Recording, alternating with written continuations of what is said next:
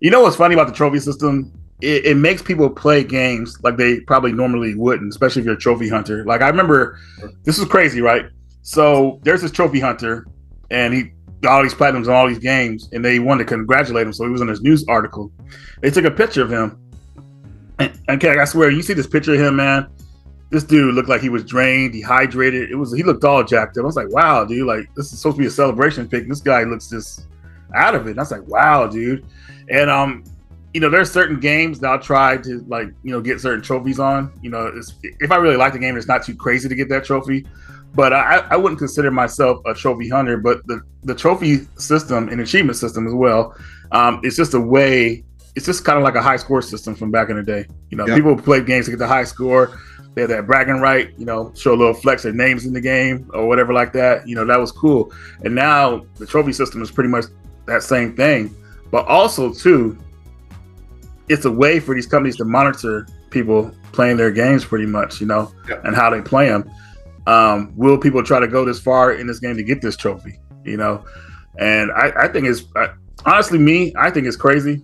Sometimes the crazy trophy achievements you try to get, like, I don't think that anybody could ever platinum Dead by Daylight. That game is too crazy. But maybe there is some, I don't know, but I'm not going to try it. Right. I just never will. But it was fun, doing a little flex, getting our trophies and achievements up, I would say. But I don't want to play the game for trophies or achievements, man. I just want to play the game naturally. If I get trophies or whatever like that, I'm good to go. I tried to do a little trophy hunting against you guys, and I got burnt out. I was like, no way, man. Like, me and Joel were neck and neck, and Joel always wanted to be ahead of me. So he got ahead of me for a couple of years, and I got ahead of him. Then you joined the fray. And I was like, man, you were way behind us, and all of a sudden you caught up. I was like, get out of here. So after you passed us, I was like, man, forget this. And ever since that day, I don't think I showed you guys my trophy score. I said I'm never showing it again. It's still hidden. I know Joel wants to see what it is, man. I'm like, nah, Joel, you'll never see it again. Right. But how do you feel about it, though, man? I mean, do you think the trophy system and achievement system, I mean, I know you like it, but do you think they're healthy? They're a healthy way to play a game, if you're trying to get achievements? Not anymore. So when Microsoft started with it, because they're the ones that started the whole thing with achievements. So, achievements came first. And it turned me into an achievement whore. I was basically playing games to get achievements. It really, I would play games just to get the achievements that I never would have played. And I really wasn't having fun with it at one point. I was just looking, I would open up the package, put the game in, and before I even started playing the game, I would look at the achievement list and be like, what am I going to go for first? Before it was like you wanted to play this game because you wanted to play it and have fun. Right. Now it was like, can I complete the achievement list or the trophy list of this game?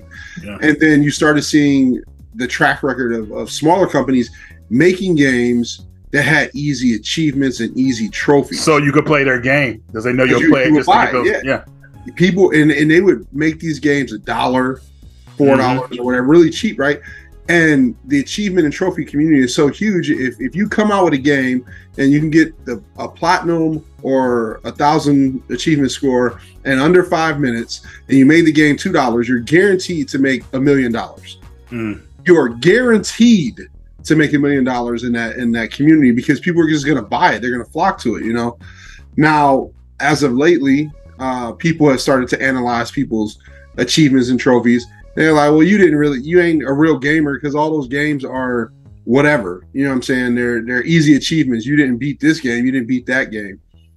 But I used to be that way. Now I've toned down. It is competitive amongst friends, you and Joel and stuff like, because it's fun. You know what I'm saying? But I don't care about what my score really is. Now, I've had people on. Let me ask you this: would you care if your score was back to zero? If they got set back to zero? Yes, if they wiped it out, I'd be upset. Okay. Because I did earn it. Right. I didn't cheat my way through it or I see some cheaters. They got their score wiped. And I had a friend. I have a friend. His name is Mark Blaine. He'll probably watch this and be mad at me. But he got his. Microsoft wiped his because what he was doing was he had 2 Xboxes in the same house on the same internet back in the early days, and he was just playing himself to get the online achievements. Oh, smart. And that's how his got set to 0, and that made him not want to play for a while. And then he did eventually make his way back and start playing again like that. But he was actually a store manager at one of the GameStops here in Cleveland, West 25th, before I took his store over, because he left and became. He's actually in the police force. He is part of SWAT team now. Okay. But he ran a GameStop, and he was heavily into games. He was one of those guys that would buy every new release, one sealed, and he would have one he played. So this dude's collection is amazing, right? But yeah, his got wiped, so it can happen. Okay. But me, no longer am I like, that type of trophy hunter. Now I will tell you, my score is pretty high, and I still will go after achievements and trophies, but that's not the main way I'm playing it. But on my Xbox, it's funny because I've had people delete me as a friend because they got tired of my name always being at the top of the list. Really? On Xbox, there's a list. There's number 1 through whatever your friends list, and whoever they're doing that on purpose to make you guys competitive. Exactly, they do it. And one of the guys like, dude, out of all my friends, you're the only one I can't be in. I'm always second to you. And he deleted me just so he could be number 1 on his friends list. And I was like, dude, what type of crap is that? He was like, I just wanted to feel like I was number 1 once in a while. That's hilarious, man. Wow. I'm like, get out of here. But Microsoft and Xbox they did it on purpose, because to compare your achievement score to another gamer, they know what they're doing. Your trophy score to another gamer, they know what they're doing, because it drives competition, and it will make you want to buy that game. If you saw somebody platinum that game, well, maybe I can platinum that game too. Mm-hmm. So it's a brainwashing. It's a form of brainwashing. Just imagine if Nintendo got into it. What if they had an achievement where you collect every gold coin in Mario? People would go after that. I mean, I think that's almost impossible, but because there's hidden gold coins everywhere, you would have to know the map. You have to know everything. So that would be, but people would go after it. They would attempt it. It does bring replay value to the game. Yeah, I'm glad Nintendo didn't go that route of the trophy system, or achievement system, because the achievement system was first. I'd say trophies more because I'm more have more PlayStation systems. But it's kind of cool that some games on the Switch has achievements that people could have that can get, which I think is kind of cool. They added that in the games themselves. A lot of companies are looking into doing that. When it comes to Nintendo products, because we have no idea if Nintendo will ever do it. But even if they did, I mean, do you think the hype would? No, the hype will never die down, because they're still able to kind of exploit it now with the achievements and trophy systems. So yeah, they would just go up. So I don't know why Nintendo hasn't hopped on that. Because they're the Nintendo fans are diehard fans, man. So if they added a hardcore, achievement system or trophy system, Nintendo fans would love it, because the type of games that Nintendo makes, it suits that, right? Mm-hmm. You play Zelda, get this amount of rupees, or whatever the case may be, or Mario Kart, hit this amount of people with a shell or something like that. So their games are set up to be successful with an achievement trophy system. Will they do it? You never know. You don't know what Nintendo's going to do. That's it's like that. Here's the thing with me, man. I was kind of mad. So Sony had put out this program where if you get trophies, you get some kind of they'll give you some kind of not coupon, but you get a reward pretty much from the company themselves or whatever that. And I was like, cool. Well, my score is already I'm about to reveal my score. Well, I'll just say it's over 400. My level is over 400. And I was like, great, man. All these games I played. They said, no, the program starts now. So I had to start playing a lot of the games now to get these rewards. I was like, screw that, man. I worked hard already, especially during the PS3 era, man. I was actually working hard to get a lot of those trophies, man. I was going above and beyond trying to get certain stuff. But thank goodness those days are over, man, because I'm just I just want to relax. I mean, I like hearing that chime here and there. You know, I don't like the way it sounds on the PS5. I think Sony should have kept the way it sounded on the PS3 and PS4. That chime when you got a trophy.